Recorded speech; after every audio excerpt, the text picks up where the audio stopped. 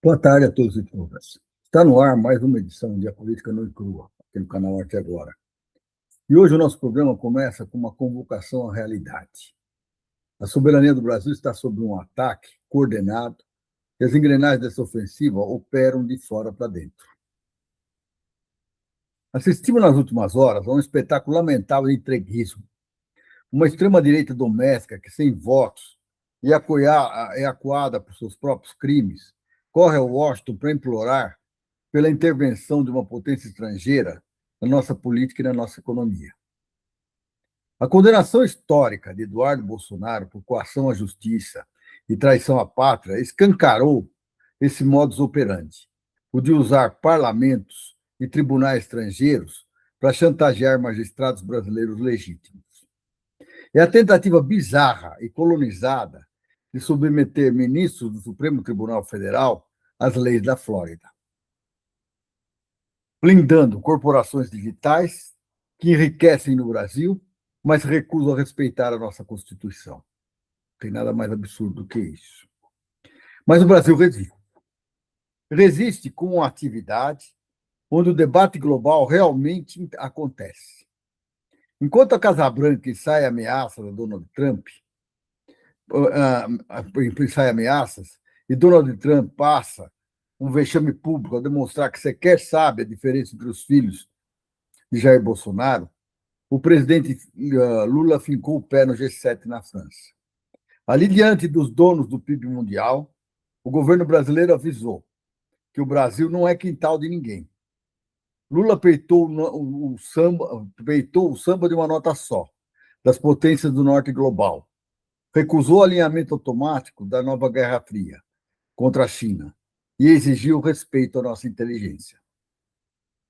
A soberania, senhores e senhoras, se defende nos salões do Evan Leben, mas também se defende expulsando escavadeiras do garimpo ilegal que tentam derrubar as linhas de energia de Belo Monte por dentro de nosso território.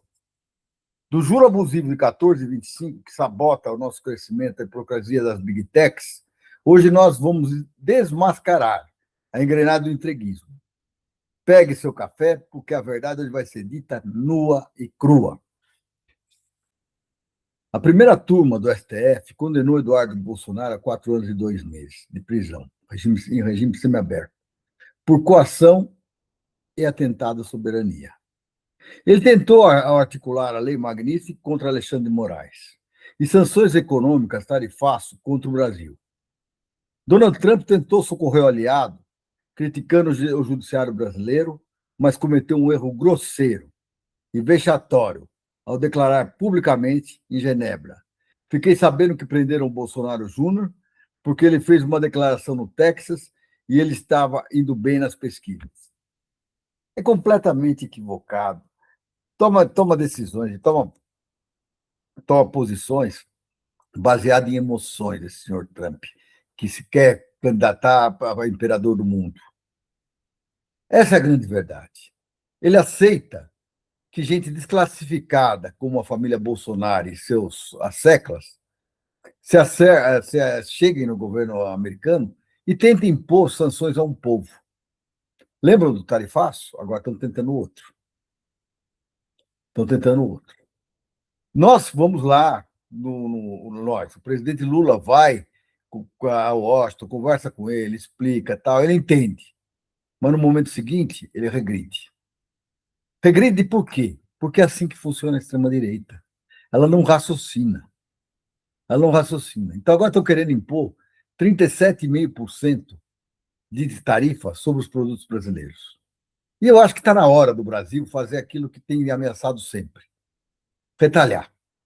Acho que a gente já conseguiu no primeiro ataque, a gente já conseguiu se recompor e procurar novos mercados, abrir novos mercados e tudo mais. Então, não dá para ficar submisso eternamente a um maluco que lá dos Estados Unidos resolve já atacar o Brasil, de acordo com a vontade dos asseclas dele e dos Bolsonaros da vida.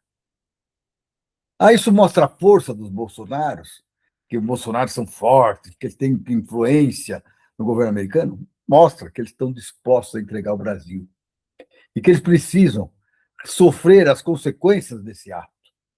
Para traidor, só tem uma coisa. Segundo a Constituição brasileira, é cadeia. E agora só começou. 4 anos, 2 meses, achei até pouco. Achei até pouco para ele. Como também achei pouco para o outro, Flávio Bolsonaro também. Ficaram lá sentado atrás do grande líder, do grande imperador, do maluco, do ditador Donald Trump. Não, Trump. Então, eu acho que a gente tem que trabalhar essa questão.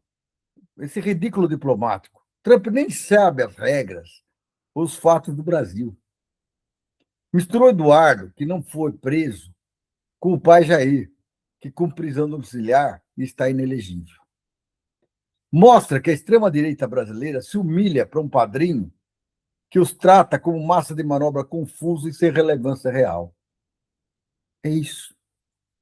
Ah, é só o Flávio Bolsonaro? Não, você vai pegar o Caiado, está fazendo a mesma coisa, você vai pegar o outro lá de Minas, é a mesma coisa também. Eles querem, estão disputando entre eles para ver quem entrega mais do Brasil para o imperialismo americano. E isso nós não podemos permitir. Isso não cabe ao Brasil, não cabe aos brasileiros. Nós temos que lutar pela nossa soberania. Nós temos que lutar pelo nosso desenvolvimento. Nós temos que lutar pelo desenvolvimento da nossa nação e do nosso povo. Nós não podemos continuar nessa política de fornecedor de mão de obra, de matéria-prima e mão de obra barata e comprador de produtos refinados e trabalhados pela indústria de outros países. Essa submissão nos condena a ser um país escravizado pelo resto da nossa vida. Então, nós temos que estar abertos, de olhos bem abertos, e denunciar esse tipo de atitude. Mas Lula também não ficou quietinho, ele rebateu. Como ele falou mal da urna também, né? Tá bem, falou, vai levar, que ele ia levar a urna para ele dar uma olhada. E para ele ver como funciona. E ele está certo de levar. Queira ou não queira, o Brasil atingiu um nível de desenvolvimento com as urnas eletrônicas que nem tem paralelo naqueles sistemas americanos que a gente sabe que são roubados, que a gente sabe que são aquelas células enormes, que são enviadas pelo correio, que são trabalhadas, que são mexidas. Ou vocês não se lembram que o irmão do Bush, que era governador da Flórida, roubou a eleição, que ele não ia ser eleito? Aquele colégio eleitoral dos deputados eleitos. O que é isso? Qual é a vontade do povo? É isso que tem que ser observado. Então, Lula rebateu a intromissão de Washington com ironia fina. O Lula ele é bom nesses aspectos. Os Estados Unidos poderiam aprender com o Brasil a ter eleições mais tranquilas. Na próxima vez, eu vou levar a urna eletrônica para mostrar como ela funciona. Só para largar de falar besteira e ouvir as besteiras que são colocadas pelos bolsonaros. E aí, nós temos que pensar o seguinte, né? Quem é perigoso? Ele disse que o Brasil era perigoso, a política brasileira era perigosa. É a política americana. Lembram quando o Trump perdeu? O que ele fez no Capitólio? E que ele ensinou depois os puxa-saco brasileiros aqui do Trump, do Bolsonaro, os bolsonaristas, a tentar fazer a mesma coisa nos 3 poderes de Brasília? Lembram disso?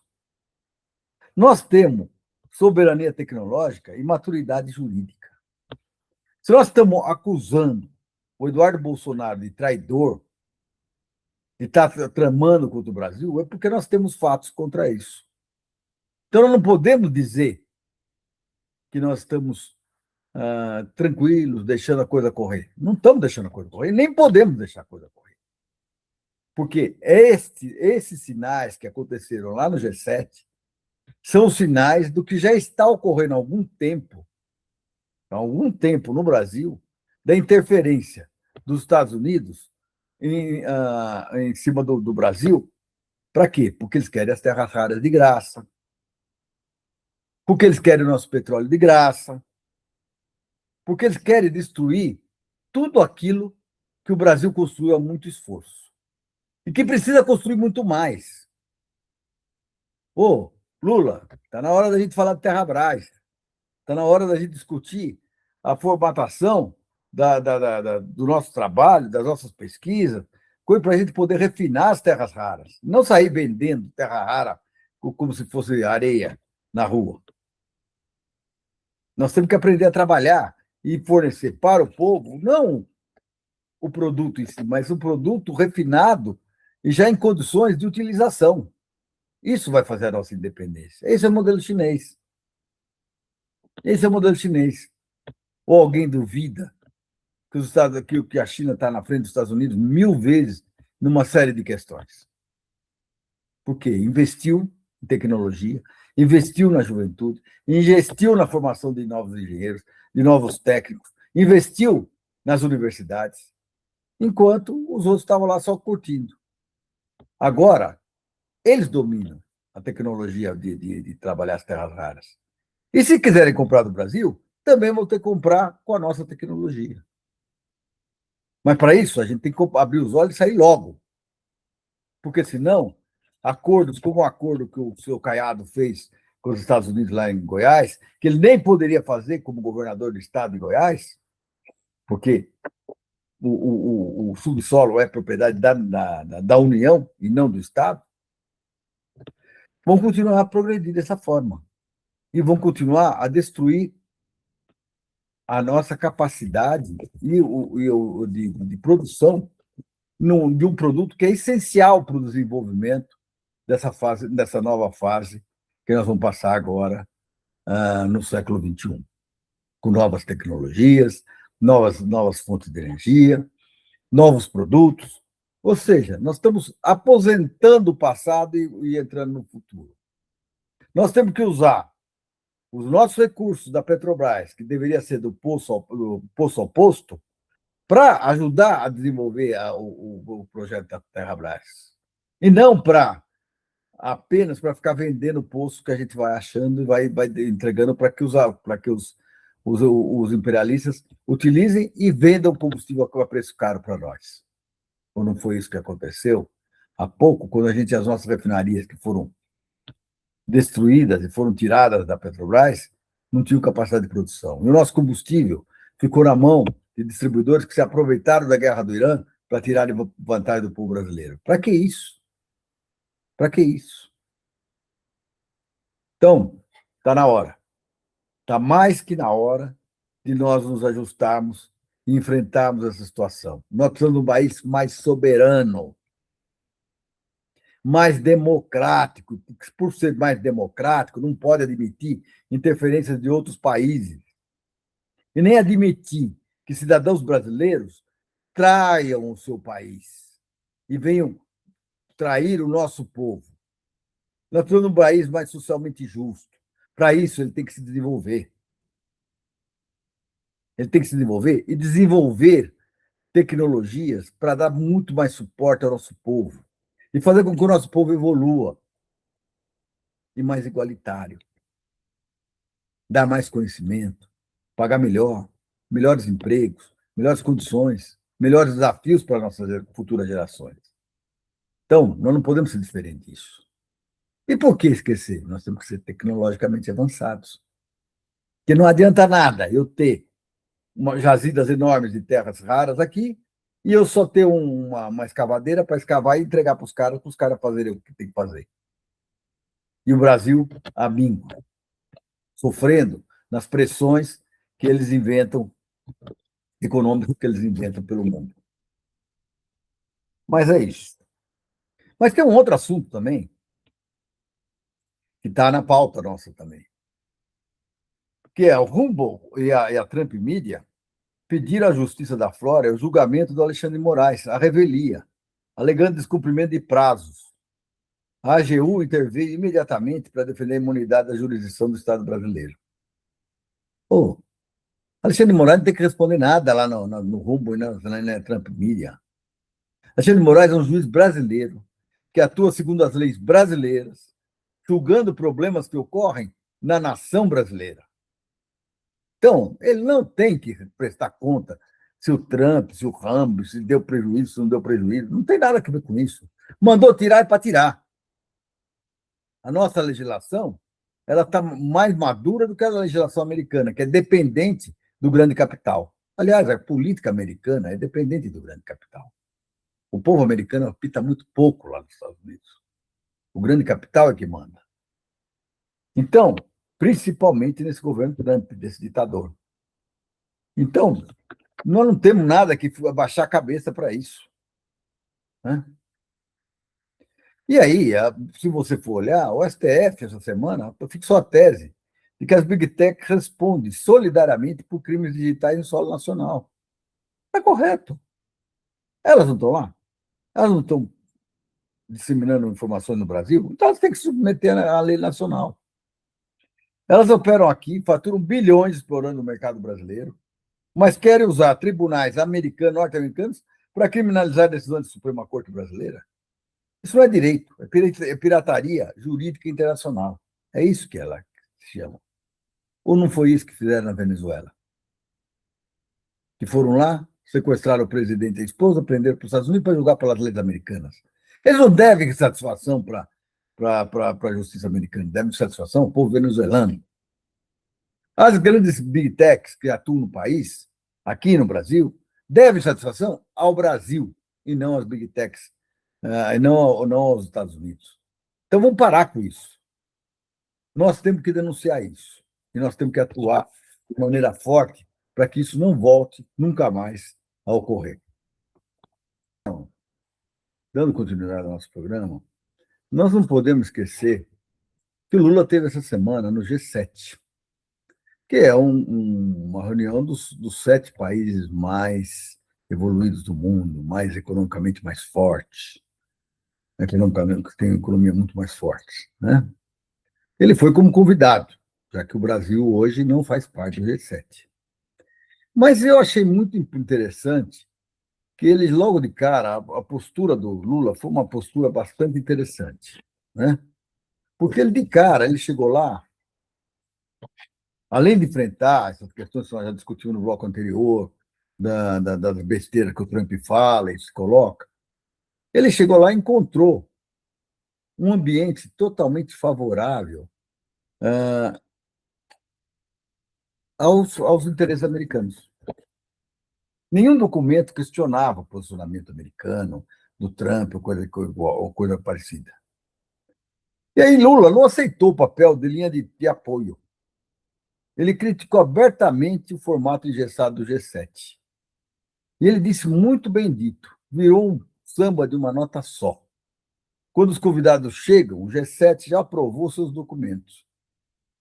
E o Brasil se recusou a endossar as declarações conjuntas pré-formatadas pelo Bloco Ocidental. Eu acho que está correto. Corretíssimo de fazer isso. Porque não tem sentido essa submissão dos países ricos aos interesses americanos. Não tem sentido a submissão dos países mais ricos aos interesses do mercado financeiro. Não tem sentido eles jogarem a favor deles mesmos.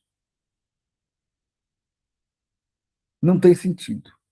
No mundo globalizado, todos têm que ter oportunidade, todos têm que ter seu espaço, todos têm que ser respeitados. E aí, o G7, por exemplo, tentou pressionar o Brasil para o alinhamento automático contra a China. Tem sentido isso? Por que vai se alinhar contra a China? E aí o Lula falou: queremos que os Estados Unidos sejam os Estados Unidos, a China seja a China, e nós sejamos nós. Corretíssimo. Cada um olhando para o seu umbigo, fazendo a sua política, respeitando a política dos outros, se respeitando e não criando mais um motivo de uma nova guerra.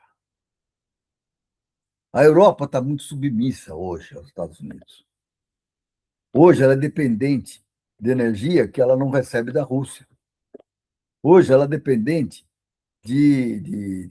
do mercado que ela não consegue manter para ela mesma. Então, está na hora de entender e repetir. Os Estados Unidos devem ser os Estados Unidos. A China deve ser a China. A França deve ser a França. A Alemanha deve ser a França. O Brasil tem que ser o Brasil. E não temos nada que se envolver com eles. A decisão, a autodeterminação deles é fruto do trabalho que eles fazem com o povo deles. E não com o processo disso aí. Uma outra questão que eu toquei no bloco anterior, mas vou tocar de novo, é em relação à industrialização dos minerais críticos. Lula exigiu que a transição climática seja justa. O sul global não vai apenas exportar matéria-prima barata para o norte enriquecer. Está certíssimo. É o que a gente tem falado em todos os nossos programas. Não tem sentido nós vendemos matéria-prima barata porque o norte enriqueça e venha tirar o nosso dinheiro depois porque nós não tivemos capacidade de produzir coisa melhor. A industrialização precisa ocorrer no território detentor das reservas. E é isso que a gente está pregando aqui. Quando a gente fala em Terrabras, quando a gente fala em desenvolvimento das universidades, desenvolvimento das pesquisas, de mudar o foco de um país que fomenta o rentismo para um país que fomenta a tecnologia. É isso que nós temos que mudar. O país precisa aprender a refinar os seus produtos, a vender seus produtos já com tecnologia incluída. Não basta ter o material. Não precisa ficar escavando e mandando. Eu ganho dinheiro a curto prazo. A médio prazo, o país está morto. Então, vamos parar com isso, pessoal. Vamos parar com isso e vamos tentar mudar totalmente esse panorama que a gente está vivendo atualmente. Essa semana nós tivemos uma situação, nós tivemos a definição do cupom, a nova taxa de juros da Selic. Mais uma vez, o Banco Central se manteve fiel à sua política, criticou o excesso de consumo do povo brasileiro, manteve a, a, a taxa Selic lá nas alturas, caiu de 14,5% para 14,25%, ainda extremamente alto, com uma inflação de 3,5% a 4% ao ano, ele está dando 10% a mais para os rentistas. Por isso que esse país não segue em frente, porque gasta muito dinheiro para pagar rentista, mais de trilhão. Esse trilhão empregado em desenvolvimento de tecnologia, no desenvolvimento de programas assistenciais, de desenvolvimento de infraestrutura, traria muito mais ao povo brasileiro do que está trazendo a uma meia dúzia de rentista, que está trazendo milhares de reais, bilhões de reais a esses rentistas, e que estão se impondo. O Banco Central, independente de uma obra, independente do povo, mas independente do mercado financeiro. E que estão bravos, porque dizem que que foi mal explicada essa redução de 0,25%. Então, o que o Copom reduziu foi a taxa, então, menos 0,25%, para 14,25% ao ano. E manteve total indefinição sobre o futuro. Isso está deixando os caras muito bravos. Isso alimenta o jogo da elite entreguista.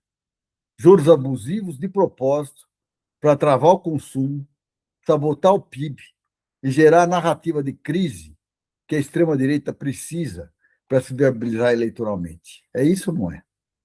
É isso que eles começam a lançar. Não, porque o Brasil está desorganizado, porque eles aprovam pautas bombas no Congresso, aprovam uma série de coisas, mas depois a culpa é do governo. E a culpa é do governo quando se joga essas taxas nesse nível. E o governo paga essas taxas. Paga e tira esse dinheiro da onde? Do povo brasileiro. 1 trilhão. Não é pouco. Não é pouco, e a gente tem que tomar muito cuidado com isso. Está na hora de rever essa questão da independência do Banco Central. Ele tem que ser dependente do povo. E quem elege quem elege os governantes é o povo. E o povo é que o Banco Central deve satisfação, e não o mercado financeiro. Isso é uma situação até que fica meio difícil de tratar, né? Porque o presidente do Banco Central hoje, o Galípolo, ele sabe que daqui a 2 anos ele não tem mais o cargo. Aí ele quer ir para onde? Para o mercado financeiro. Se ele fez um bom serviço, ele vai para o mercado financeiro e vai ficar rico. Se ele fez um mau serviço, não é uma pena, mas o mercado financeiro não absorve. Então, está na hora de acabar isso. Está na hora de acabar com essa questão. Veja o que aconteceu com o antigo presidente do Banco Central, que está no Nubank lá, ganhando uma grana lascada, fez um monte de trambique favorecendo o Nubank, na época que ele estava lá, no Banco Central, favoreceu o Master. E aí? Nós vamos continuar nesse jogo? Acho que não é por aí, né? Acho que nós temos que rever isso. Por isso que eu sempre digo, no nosso programa, nós temos que discutir que país nós queremos. E não se é A ou B, mas que país nós queremos. Esse é o nosso grande debate. Nós não podemos continuar pagando juros absurdos como esse que nós estamos fazendo e se preparando para fazer no futuro. Bom, mas quando eu estava preparando esse programa, bom, então meu repúdio total fica claro a essas taxas Selic extremamente altas, esses juros abusivos que o mercado financeiro aplica em cima do povo brasileiro. Isso deve ficar uma marca muito forte aqui. Mas, enquanto eu estava preparando o programa para a gente fazer, vieram algumas notícias que me deixaram com um pouco de desalento. Vocês sabem, quem acompanha nosso programa semanalmente, que nós não tratamos aqui de campo de caso do Banco Master. Para mim, isso é um problema de polícia. Só de polícia. A polícia vai, prende, pum, resolve. Eu não misturo política com Banco Master. Mas não há como dissociar os políticos das falcatruas do Banco Master. Isso é um problema muito sério. Nós vimos aquele áudio do Flávio Bolsonaro pedindo dinheiro para fazer o filminho lá do pai dele, para usar na campanha eleitoral. Nós vimos o presidente do PP recebendo mesada para colocar o Master em situação melhor frente aos seus investidores, entre aspas, como é que são os caras que ganhavam dinheiro com ele. E agora eu fiquei muito triste de ver que a Polícia Federal avançou em cima do Jacques Wagner. Mas eu acho, sinceramente, ninguém pode ser acusado, nem o próprio, por mais evidência que tenha, nem os caras da direita, nem os caras da esquerda podem ser acusados sem ter provas. Né? Mas eu acho que o Wagner, se ele fez alguma irregularidade, ele deve responder por elas. Mas para isso ele tem que ser provado que ele fez. Né? Mas eu acho que, de imediato, ele devia pedir afastamento da liderança do Senado, representante do governo no Senado, como liderança do governo no Senado. Acho que deveria.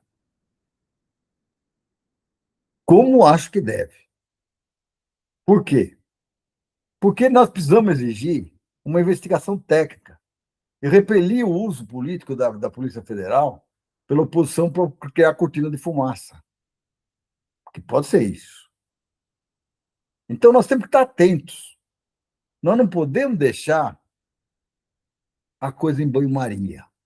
Por isso que eu estou atacando aqui, estou tocando aqui. Respeito muito Jacques Wagner pela sua história, mas não respeito os acordos entre o governo da Bahia e o Banco Master. Isso não respeito. Eu não respeito se as informações forem verdadeiras, Eu também não respeito Jacques Wagner. Desculpe, você fez um bom trabalho para o Brasil, mas se você não foi capaz de separar as coisas, é complicado. Você merece, então, responder por elas. Onde é que estava aquele monte de dólar, aquele monte de euros? Ah, era história mal contada, né? História mal contada. Quando vem da esquerda, é pior.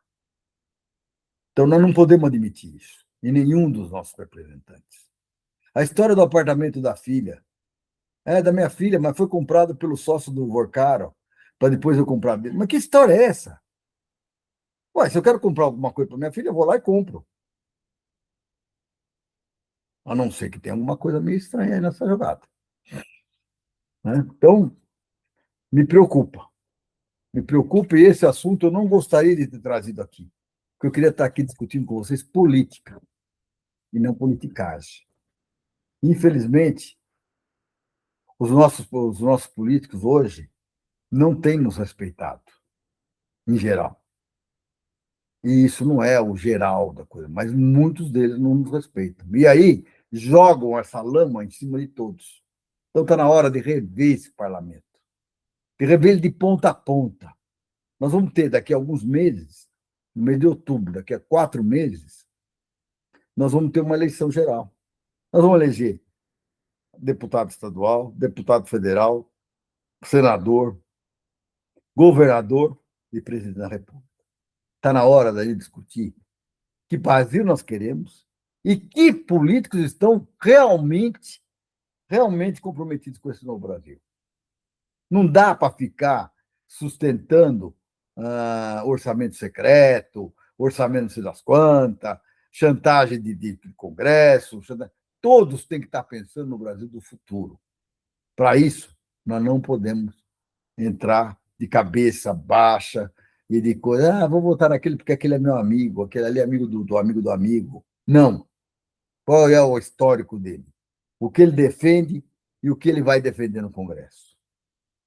Ah, mas ele é da minha igreja. Não interessa, não preciso de igreja.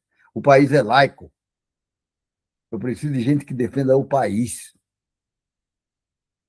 Que eles tenham lá sua religião, não tem nada contra.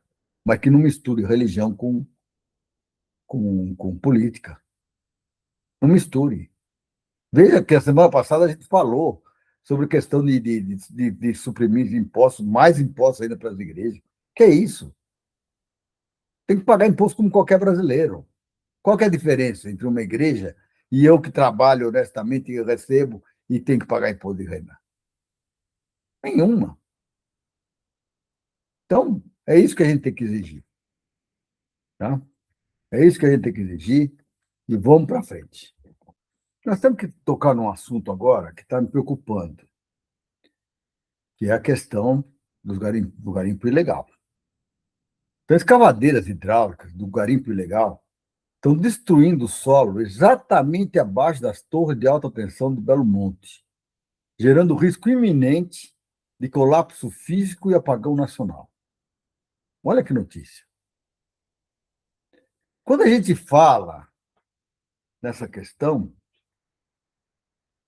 acho que vale a pena a gente rever um pouco e ler um pouco a notícia em si. A notícia foi dada pela Folha de São Paulo, que a atividade do garimpo em Curionópolis, no Pará, que fez o município virar notícia mundial nos anos 1980 com a Serra Pelada, agora ameaça derrubar uma das principais linhas de transmissão de energia do Brasil, o chamado Linhão de Belo Monte. São tratores, escavadeiras, caminhões e outras máquinas pesadas que, nesse momento, avançam ilegalmente em barrancos de terra, debaixo das torres que transportam energia, por mais de 2.100 quilômetros de distância, ligando a Amazônia ao Sudeste. Veja que absurdo. Imagens aéreas mostram o maquinário trabalhando livremente em um local proibido. A denúncia feita pela concessionária responsável pela linha afirma que a ação do garimpo já chegou a áreas sensíveis da estrutura e que pode comprometer a estabilidade de torres de transmissão. Uma paralisação desse linhão tem um potencial de gerar um efeito cascata e causar apagão em diversos estados, dado o funcionamento integrado, todo integrado, da rede de transmissão nacional. A atuação do garimpo acontece a céu aberto em Curionópolis, no sudeste do Pará, numa área conhecida como Província Mineral de Carajás.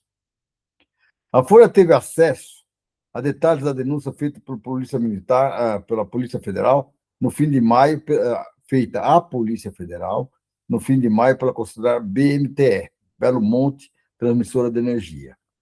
A empresa também avisou representantes do setor elétrico sobre o caso. Essa não é a primeira vez que esse tipo de risco é levado às autoridades. Anos atrás, a empresa já havia comunicado esse mesmo tipo de atividade clandestina debaixo de seus cabos.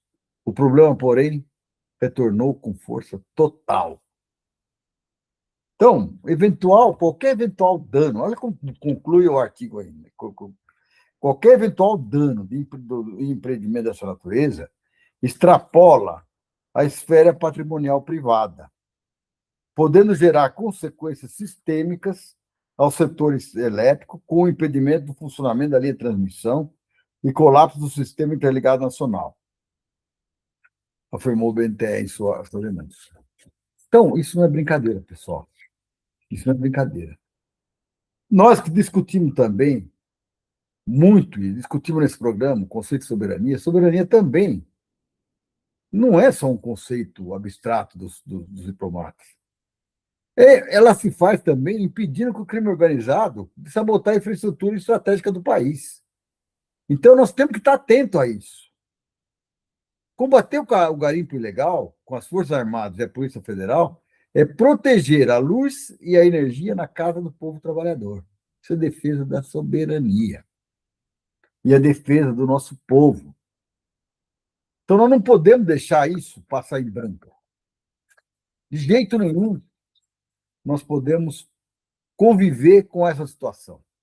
Isso é uma questão que tem que ser muito bem tratada pelo governo, pelas entidades que atuam em defesa do povo brasileiro de todos os setores dessa nação. Isso não é brincadeira. E aí, para a gente terminar o programa de hoje, a gente tem que deixar um recado bem claro. A nossa democracia tem musculatura, tem tecnologia e tem atividade. Certo? A nossa democracia tem musculatura, tem tecnologia e tem atividade. Não nos curvaremos a tribunais da Flórida e nem às bravatas de quem mal conhece a nossa geografia. O Brasil pertence aos brasileiros. E aí, eu peço a todos vocês, para mim é muito importante receber as informações de vocês.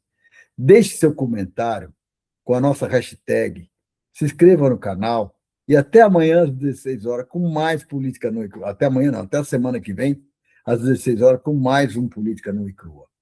Então, ajude-nos a melhorar o nosso programa. Deixe seus comentários com a nossa hashtag.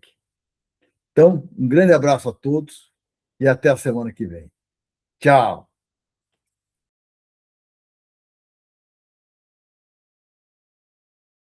Hoje nós estamos iniciando uma nova atividade aqui no programa A Política Nua e Crua. Eu já fiz uma prévia há 2 semanas atrás, mas eu não posso ficar ali a questão da política do sistema Confecrea. Até porque, se nós discutirmos o Brasil, uma visão de Brasil que vai soberano, Brasil democrático, um Brasil socialmente justo, mais igualitário, tecnologicamente avançado, isso passa também pelo debate do nosso processo eleitoral no sistema Confecrea. E aí, a gente tem algumas questões a levantar. Primeiro, esta é a grande oportunidade que nós temos, na eleição do dia 3, para que a gente, de uma vez por todas, remova das posições que ocupam hoje no CREA e no CONFIA os atuais presidentes, que foram as pessoas que patrocinaram na, na Câmara dos Deputados o progresso da PL 1024, que é uma lei que basicamente abre o mercado, que deveria ser uma alteração da 5.194 para trazer engenharia para os anos 2000,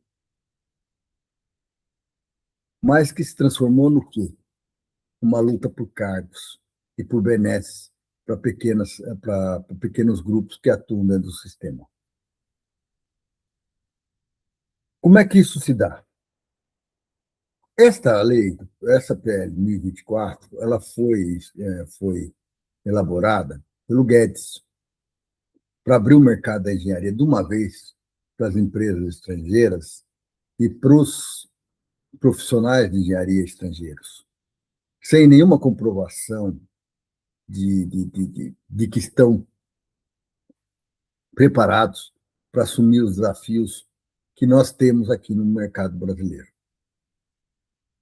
Sem nenhuma contrapartida, sem nada. Mas, em compensação, eles venderam o atual presidente do CONFIA e os presidentes dos 27 CREAs regionais, venderam a engenharia e os profissionais de engenharia a troco de aumento de mandato, a troco de não precisar sair do cargo, se separar do cargo para concorrer à reeleição, reeleições infinitas, benesses pessoais, como, por exemplo, plano de saúde para todos os conselheiros e todos os conselheiros e presidentes do CREA. Então, eles fizeram isso. Ou seja, em vez da gente seguir na linha que a gente vinha discutindo já há algum tempo, de que é importante trazer a engenharia ao protagonismo nacional, fazer com que a engenharia participe dos planos de desenvolvimento desse país, fazer com que a engenharia contribua para o desenvolvimento desse país, efetivamente, nós estamos discutindo cargos e benesses para pequenos grupos que se atocaiaram dentro do CREA e de lá não querem mais sair. E usam o sistema a seu próprio favor. Bom, nesse processo eleitoral mesmo, nós temos que dar uma olhada em vários estados, as comissões eleitorais que foram designadas por esses senhores que não querem sair dos seus cargos, em vários estados, eles simplesmente suprimiram a oposição necessária que discute os problemas do CREA e da engenharia como um todo. Querem um exemplo? Em São Paulo, foi escolhido Zé Manuel. Zé Manuel participou das duas últimas eleições. E nas duas últimas eleições ele foi o segundo colocado. Ele foi roubado, inclusive, nas duas últimas. Roubado. O Zé Manuel tem uma característica que ele pressiona muito pela lisura do sistema. E ele acabou de ganhar uma ação contra o CREA de São Paulo, que queria entregar 5 prédios, patrimônio dos engenheiros de São Paulo, para uma empresa de engenharia construir uma nova sede sem projeto. Sem nenhum projeto. Isso não está cheirando bem, né? Não está cheirando bem. E ele foi lá e bateu e ganhou. O outro candidato que foi escolhido foi o candidato André Marzola. O André Marzola, eu conheço desde que ele era molecote e estava estudando na Faculdade de Engenharia, na Faculdade de Engenharia Industrial. Nós fundamos junto a Associação dos Engenheiros e das Engenheiras de São Bernardo do Campo. Ele é muito ativo, muito ativo. Então, tocou uma das grandes obras que foram feitas de drenagem nesse país, no município de São Bernardo do Campo. Ganhou o prêmio de Engenheiro do Ano do ABC. Reconhecidamente um bom profissional. era o secretário de obras até começar o processo eleitoral do CREA em São Bernardo do Campo, uma cidade de 1 milhão de habitantes. Vamos colocar isso, é muito claro, não é uma cidadezinha, é uma cidade de 1 milhão de habitantes, com projetos muito grandes. E o André saiu da secretaria para se candidatar ao CREA. Por quê? Porque ele tem um sonho, e ele atua muito fortemente com a juventude da engenharia. Ele atua com as redes sociais muito bem, mas ele tem um projeto que chama Futurenge, onde ele reúne as faculdades de engenharia para discutir os seus projetos, para concorrerem entre si, para trocarem ideias, para evoluir enquanto profissionais, para não ficar aquele reme-reme que vai assistir aula, vai embora e não discute a engenharia. E ele traz o pessoal para discutir. Então, tem o projeto do Futurenge. Ele representava, com isso, pela grande rede que ele tem, só de engenheiros, e de jovens engenheiros, representava um perigo. Então, elimina. O terceiro eliminado é o Madalena. Madalena, ele é deputado estadual pelo PL e foi eliminado porque ele continua deputado estadual. Então, ele não poderia, quer dizer, pôde, não pôde, pôde, não pôde. Eu não conheço pessoalmente, não sei que pita ele toca na engenharia.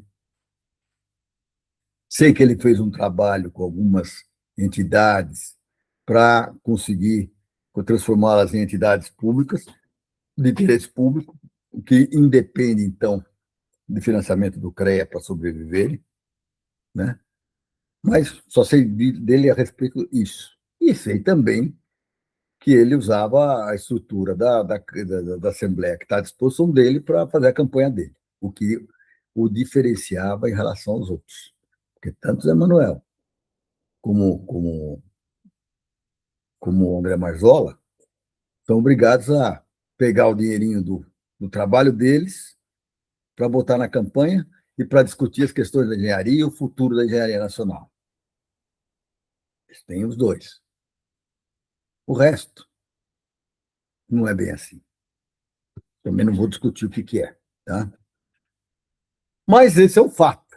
E isso aconteceu em vários estados. Em vários estados foram afastados todos aqueles que não rezavam pela cartilha. Isso é um fato que deve ser denunciado. E foram prejudicados no processo eleitoral.